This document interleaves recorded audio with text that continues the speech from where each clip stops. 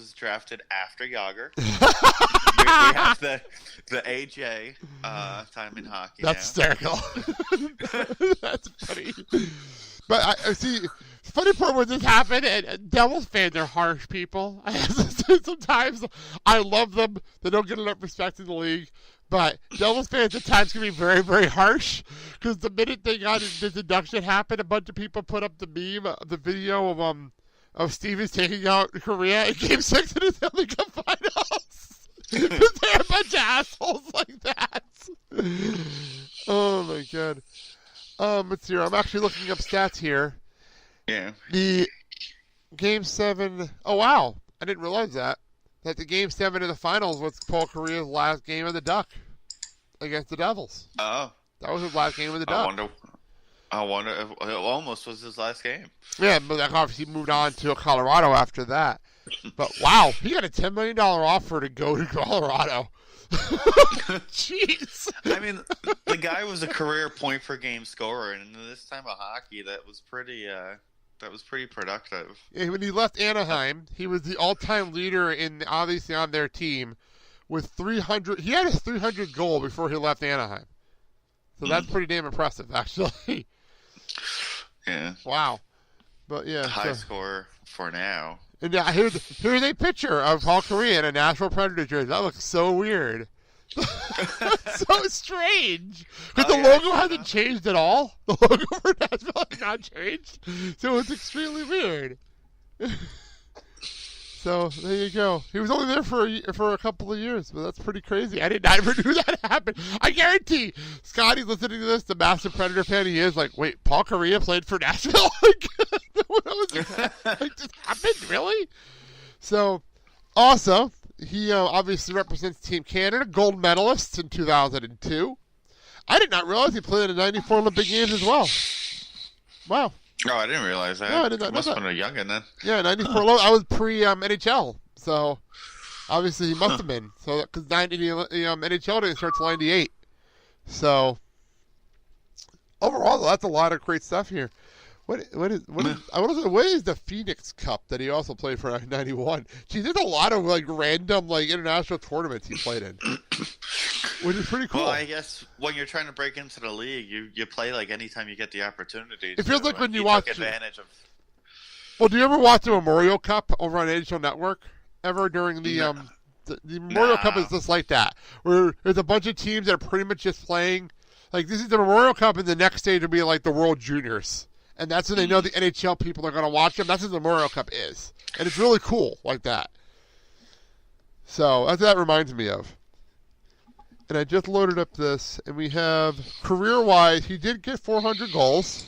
Mm-hmm. There you go. They're the only non-500 goal scorer on the... yeah, but still, he's a name, though. And that's the important part, but I want to clarify to people, he is a name. That's the important part. Well, I mean, he struggled through injuries in the back half of his career, and I think he got the Lindros treatment of what did he do before he got hurt, and kind of like how dynamic of a player he was prior to that. Yeah, and also he is so well known. It's funny how well known he is. Like if you ask my mom, she knows who Paul Kariya is, and she doesn't pay attention to this sport. You know, that's one of those people. You know. Yeah. So let's move on to our next person, Mike. You can have it. All right. Being as he was on the Pittsburgh Penguins, Mark Recchi. Yes, it's funny. I didn't do that on purpose. We're just literally going in order of what the sheet says, and that's pretty. That was not planned like that. That works out nicely. He obviously he's the assistant coach right now too, actually. Well, 3-time Cup winner, Mark Recchi. He won a cup in 3 different teams. Obviously, with your Pittsburgh Penguins in '91. The 2006 Carolina Hurricanes. Yes, people, Carolina was a good team at one time. And the 2011 Boston Bruins. Yeah, he was on the 92 Penguins, but he got traded. That sucks. Well, still, 3 cups for 3 different... I always like when somebody wins 3 cups in 3 franchises. I think that's actually pretty cool when that happens. Yeah.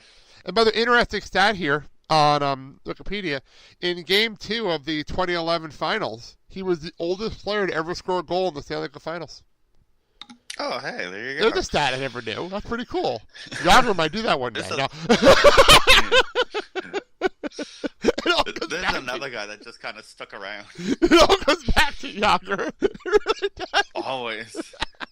By the way, did they really trade him to the Philadelphia Flyers? They did, yeah. Oh my God! Yeah. I was looking at the stats sheet here, and he literally got traded to Phil. That's like trading from the Devils and the Rangers. That would never happen. Like, No. Does it happen? Well, he didn't have to pack much. I would have thought maybe it was like a signing, but he's got 2 years with different teams. I was like, oh yeah, no, he was definitely traded.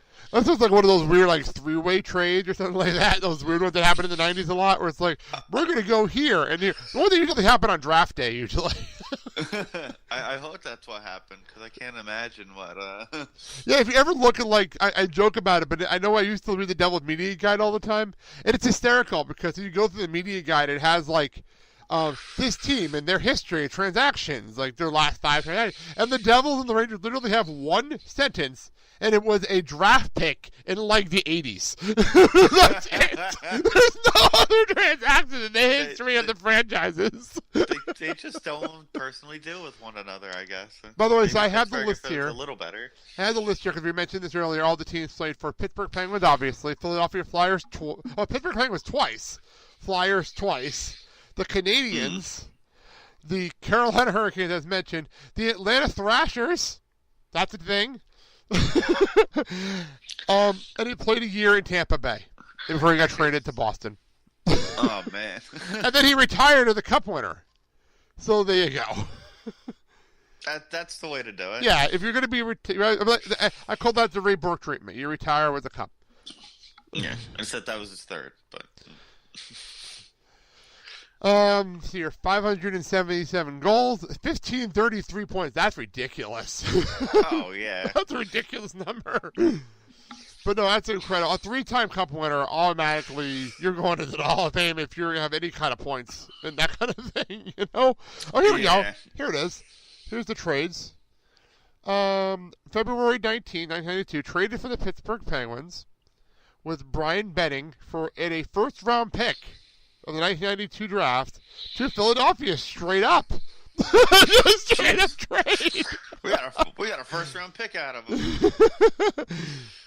Yeah, it was and 3 players. No, you guys gave Philly your first round pick.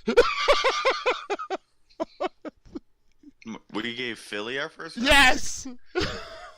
I'm reading the trade. Well, Pittsburgh got 3 players back. Samuelson, Tocchet, and Ruckin. And that's what it looks like here. Wow. Okay, what a weird trade, though. That's a really weird trade. And the funny part is, was a good defenseman. He was also traded for Darius Zubas at one time. Oh, he's a list of NHL transactions on his Wikipedia page. It's actually pretty funny. This guy could just not stay anywhere. Oh, by the way, according to this, he also played for Wilkes-Barre Scranton because he cleared waivers. He cleared waivers. You know what? You know what? I think I've seen that. I think they have a picture of him in a Wilkes-Barre uniform at the arena. I think they have that hanging. That's pretty funny. That's funny as hell. Yeah, the last time I went to a game, I'm pretty sure I've seen that. Okay, I'm looking at here because he was placed on the waivers. He went to Wilkes-Barre Scranton, and then he went back onto waivers, and then Atlanta picked him up. This is a really hysterical list of things that happened to this guy. And he's a Hall of Famer, so there you go. Guy played for 7 teams. It's just a hysterical transaction list, though. It's funny, you know. Let's move on to a man who put himself in the Hall of Fame in his rookie fucking season. Let's just be honest here. You knew the minute his rookie season ended, he was going into the Hall of Fame. When you're breaking Gretzky records, you're going into the Hall of Fame. Teemu Selanne, and yeah. This is a name hockey fans know. And this is one of those names. He let's see here. He played for the Winnipeg Jets, obviously, Anaheim Ducks, Anaheim Mighty Ducks, San Jose Sharks, and the Colorado Avalanche. And he's listed as the highest scoring Finn in NHL history. That makes sense. And also, of course, I was joking around, but he did break all the rookie records his first year. Like, it's ridiculous rookie records. So How is he not like an Olympic leader? Because he even played back in the 91-92 Olympics I'm before the popping up his NHL stats. players did. Popping up his stats here. Just give me 1 second here, because as it says here, played in 3 World Canadian Cups. Here we go. He has an international play for Team Canada. 54 goals he scored in his career international play, between Olympics and World Juniors and World Cups. That's crazy. That's insane. He was a point in the. It looks like in the '91 World Cup, he scored 11 points in 10 games. Jeez. Dude played on 6 Olympics. That's crazy. Absolutely crazy. Go figure it. Okay, so I also have the listing here, because Wikipedia, actually, because this is actually most trophies of anybody on here, it looks like. Oh. So he won the Rookie of the Year, obviously. And he also won the Rocket. Really? He won the Rocket Richard Trophy in 1999. He won the Bill Masterson Memorial Trophy in 2006. What the hell? And he won a bunch of trophies over in Finland as well. Like, he's listed for a bunch of really strange awards in Finland. Like, it's really funny. There's so many random things. Best forward in the Olympic Games in 2006. I would say he's the marquee player. Yeah, by far. There's like one player that's like. Here you go. I got the list. I got the list here. Records. NHL record most goals by a rookie, 76. That's not going anywhere. Despite the players that we have got in the league lately, that's not even being touched. And then, of course, he had 132 points that year as well. That's insane.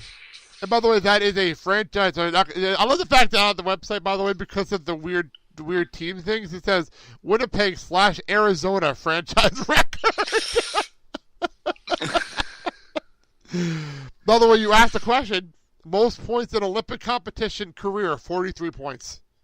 Wow. There you go. I figured. You play in the Olympics every freaking time. I'm just going down. It says right here on the bottom of the stat list. I think I heard that he was going to suit up for the next one since he's not an NHL player. Ooh, that's a good point. Weird thing that he played in the alumni game. Who knows? Ask Jagr. I can see Jagr doing that after he finally retires. He can play in the Olympics just because he wanted to. Look at Gordie Howe used to do. Gordie Howe used to just pop up places and play hockey for no reason. Because he could. Gordie Howe was allowed to do what Gordie Howe wanted to do. True. If anything involved ice and a puck, that man was allowed to be there. I agree with you. It's just funny how that works, though. It's hysterical. All right, we're joking around a lot, but let's move on to the builders category. And go right ahead. Okay, well, for the builders category, Claire Drake. Who, by the way, we're joking about age. We're joking about age and age and age. This guy's 89 years old. So there you go. We're joking about age. He is listed as the Dean of Coaching. Because he coached for 40 years.